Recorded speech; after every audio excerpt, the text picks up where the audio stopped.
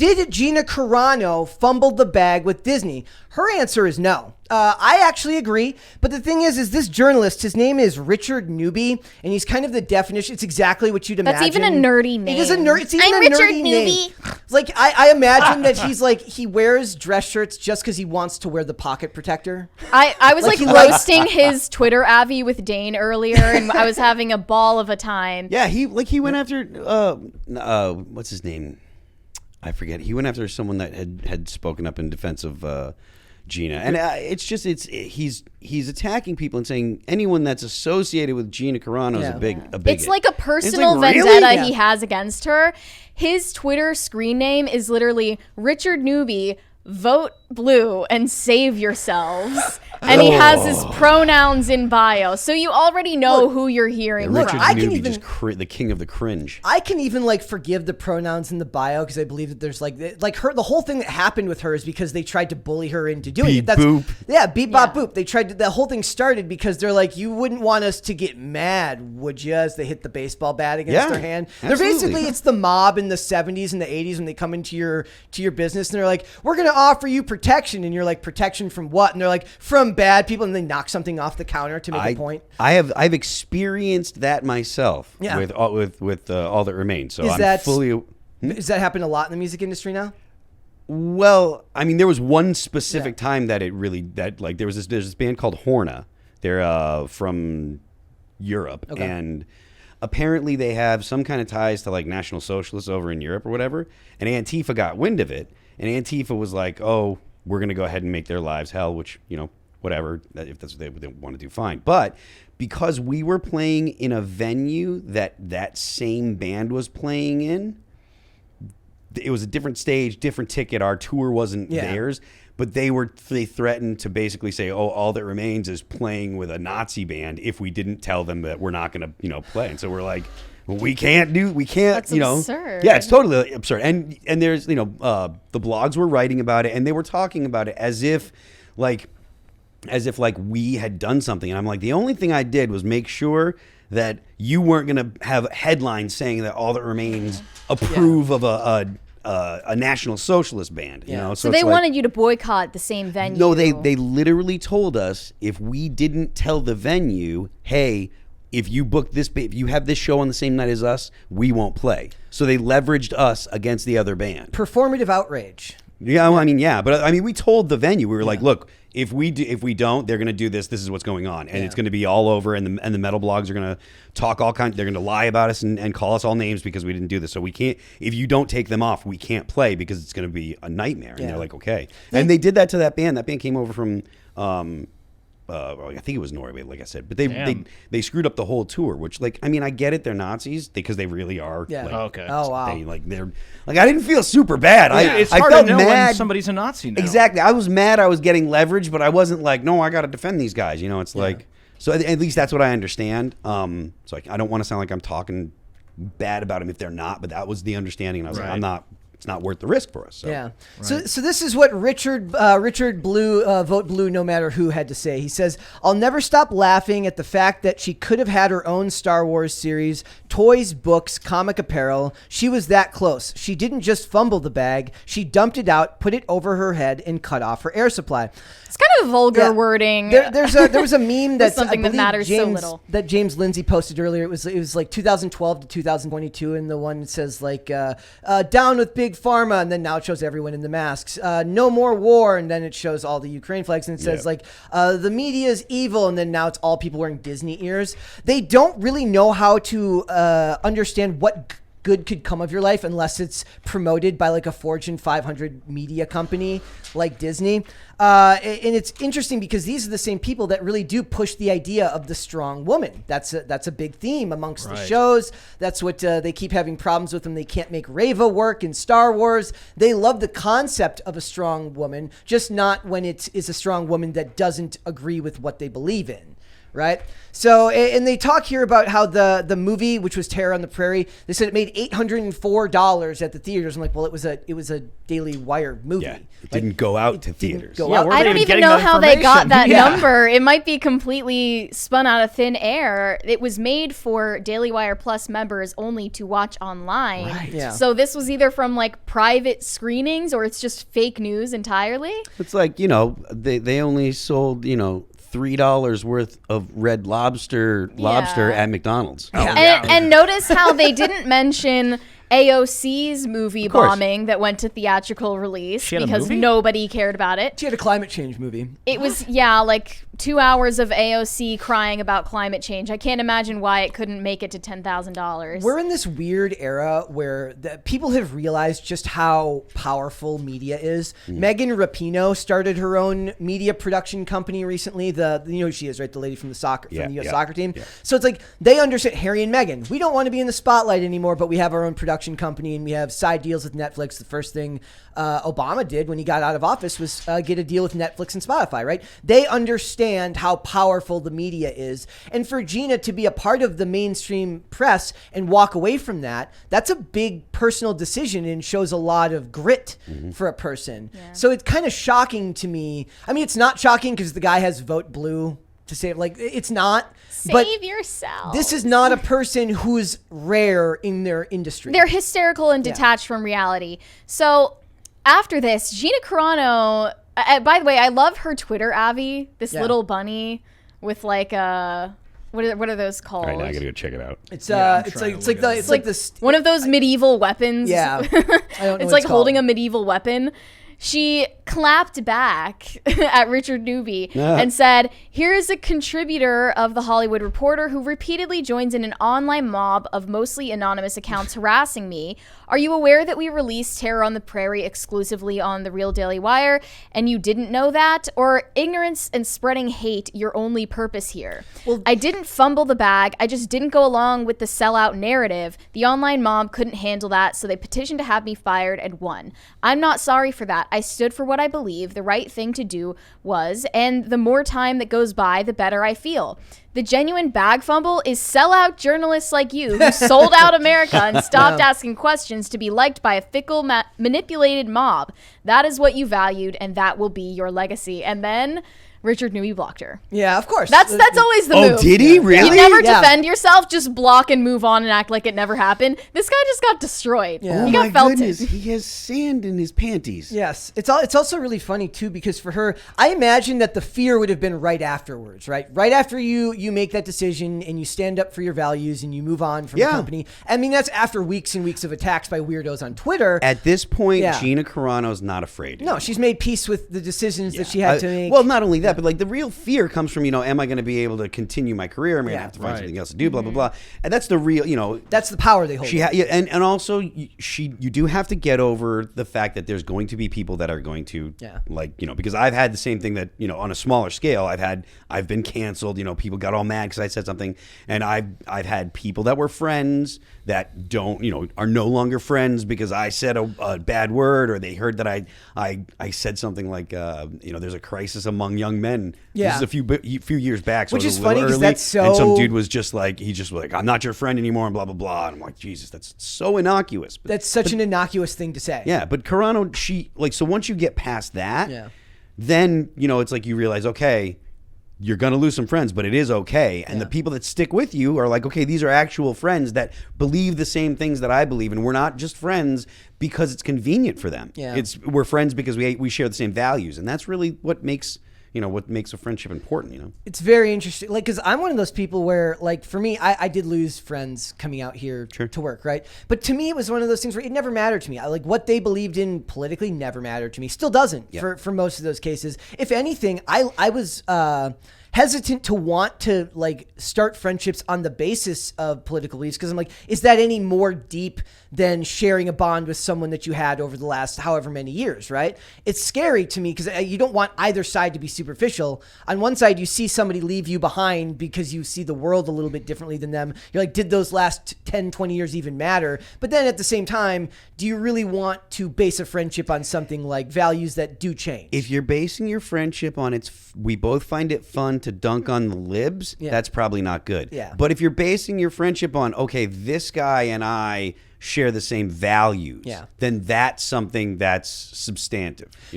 That's something you can rely on and say, we'll agree on things in the future. And I can predict that things that happen in the future will agree on or be similar on those things because we share the same values. Right. If it's just like, I like to dunk on this guy and this other guy likes to dunk on this guy, that could change depending on who the person getting dunked on is. What's bizarre to me is that some people now consider their foundational values to be something as trivial as I list my pronouns, my preferred pronouns in my bio on Twitter. And when I look at what happened to Gina Carano, I don't even see it as a fallout over political differences. Yeah. It was just her failure to perform compelled speech for them. Right, she didn't comply. She was not politically outspoken in any way. Now they would before get her. this. Now they would get her because they go after who you're following, just like the insane. Because they're always sleuthing for clues of who is differentiating from the mob. The lady from Limited Run Games who got fired because she followed people on TikTok that they didn't like. It's also funny too because it's like what you just said, sleuthing. We're gonna talk about it more when we get into like Candace Cameron Bure, and Great American Family. What I've noticed is that a lot of people like it's not even so much that you disagree with them, it's the ones who go out of their way to like come and find out that they disagree with you. It's not about disagreeing with someone, it's about like going and looking for people you disagree with, finding them, and then making a big deal about it. And you know what they'll do? After they dump you as a friend or disown you as a family member or denounce you as a public figure, then they'll pretend that they never liked you and they always knew that you were evil and they always hated you, but no one believed them when they said I always knew that there you was were something wrong with that person. Everyone now is saying like, I never liked Gina Carano in The Mandalorian anyway. Her character was awful. She's such a bad actress. When that's just gaslighting. Like that never happened. No, they were writing articles in like supporting her because when the first season of The Mandalorian came out, there was there's no like real trust in Star Wars right now anyway, but there was even less at that point because the trilogy had just the new trilogy had just ended and nobody liked anything that they did with Rey Skywalker. Nobody liked anything they did with Rey, so they're like, look, we know that Kathleen Kennedy loves these stories. We know that she has her employees wearing the Force is female. So the idea that they were going to get a nuanced version of Cara Dune just seemed like a long shot at the time, and the media astroturfed it until they realized that Gina Carano didn't, walk in line with most of their views. Now I think they just check ahead of time. You have to go through. Remember when we talked about Beyonce and Me Too background checks? They're going to go through like their own version of like the Gina Carano background check with like all I wonder the strong what they woman. did to Moses Ingram before they casted her as Reva. Did they have to go through some kind of MK Ultra programming to make sure that she would behave on Twitter? Because she did. Yeah. She even called out her, haters herself on Instagram. Like and then they mobilized. They like mobilized into a whole like force against the Star Wars fan base over something that essentially didn't happen or was perpetrated by like maybe 3 people. Yeah. Like she showed maybe a couple messages from mean people. That's her first mistake, is like showing the pushback and then drawing more attention to it. Yeah. But of course they had to use it as an instrument to, throw their disdain at the people who actually watch this content. Cry bullies. They make fun of you, they call you names, and then when you push back, they say, ow, why did you hit me so hard?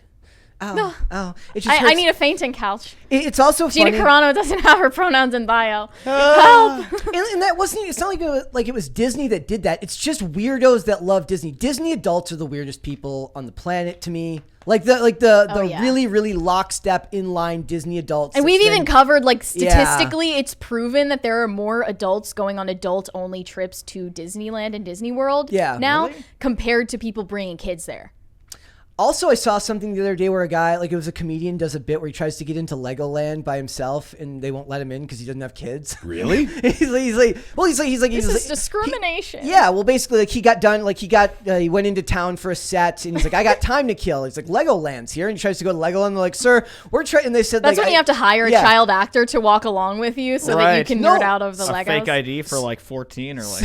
So what they said was what they said to him. They said, we're trying to curb the kidnapping problem. Oh my God. What? And he goes, no. Yeah, and he goes, figured you'd want to eliminate the kidnapping problem. We just want to tone it down a little, guys. You look suspicious. We're taking some moderate measures against kidnapping here. There were like 7 last week. If we can get it down to 4, I feel like got a we're on a quota. good. I feel like we're on a good path. If we can get it down to 4, and by the end of the month, or by the end of the quarter, we should be able to say that we've had none in the past month, and then we can look at the next quarter moving forward. And maybe you with can 0. come in after that. Yeah, If you know? ever there was it's a time, 5 maximum. Insanity. if ever there was a time for the slogan, "If it saves just one life," like Yeah, they could have right, used it there. But the best part about that, he says, "I don't think you get it because it's going to happen either ways. Because either you're going to let somebody in and they're going to kidnap a kid." He goes, "Or I'm going to kidnap a kid to come pretend to be my child to get into Legoland." So People are so infantile these days. Yeah, dude. Well, that's Like, if you want an adult space, just make it an adult space. And most of them are influencers anyway. It's the weird influencers that go in there to take pictures and talk and talk like children and stuff like that. They get Twitter's their brand ruining the world. deals. Yeah, well, so yeah. they don't have to pay the exorbitant prices and everything. Did you see the thing that the Popeyes chicken kid is in college now and got a Wait, what kid? It's from an old meme from Popeyes Chicken,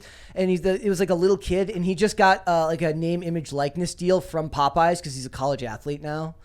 Really? Yeah. I've never seen this kid. I've never heard of this. No, either. This is like an Popeyes old chicken meme kid? or an old Yeah, like, it's an old meme. So it's like it's crazy because that's like the big thing now. If you're a college athlete, you don't even want to go and become like a pro athlete because the odds are so little that you're actually going to make it to the pros. What you want is the name, image, likeness deal because you can spin that off into a career that's much more lucrative down the line. Mm-hmm. So, but yeah, like for Gina Carano, she's doing fine. She's going to keep working with the Daily Wire. She's going to keep doing her own thing, and we're like we've talked a lot about it is creating kind of a ghettoization of these industries where anyone with any values. Now imagine you're just an up and coming. It's gonna get you every time. Like you're an up and coming actor, right? And the name of the game is just take any role you can get, work as much as possible. But now there's going to be actors who don't really care about Ben Shapiro, that don't really care about Michael Knowles or any of these people. They just want to act, and they're gonna take those roles. Maybe they don't even know what the Daily Wire is, and then they're gonna get a role in one of their movies, and then they're going to show up for an audition later at like a regular Hollywood studio, and the studio's going to be like, well, you worked with these guys over here. I'm not sure we can work with you.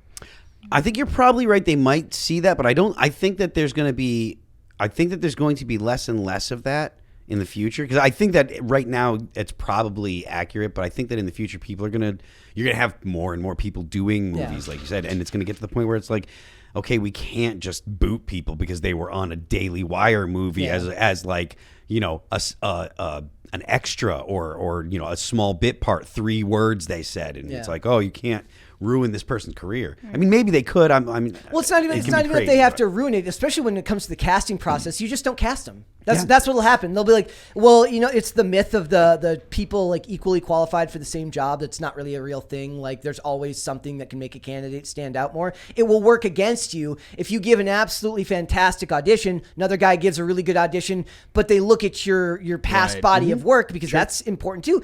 And all it takes is one activist casting director or person there to say like not even that, doesn't even have to be the casting director. It could be your HR department or your marketing department to say, look, we would love to hire this person, but this is going to cause us problems down the line. It doesn't cause problems for Ezra Miller, who can be a creep around children. They're still putting out movies with him, but it's like that. It's a real priorities. Thing. Yeah, that's because the average person doesn't know that Ezra Miller is a weirdo, and the average person doesn't get on the internet and complain about these things. The people that will draw the ire from being in a Daily Wire movie, unfortunately, have the problem of angering the people that will be loud, will be active, and will be vocal online. Yeah. So you're just pushed into that world.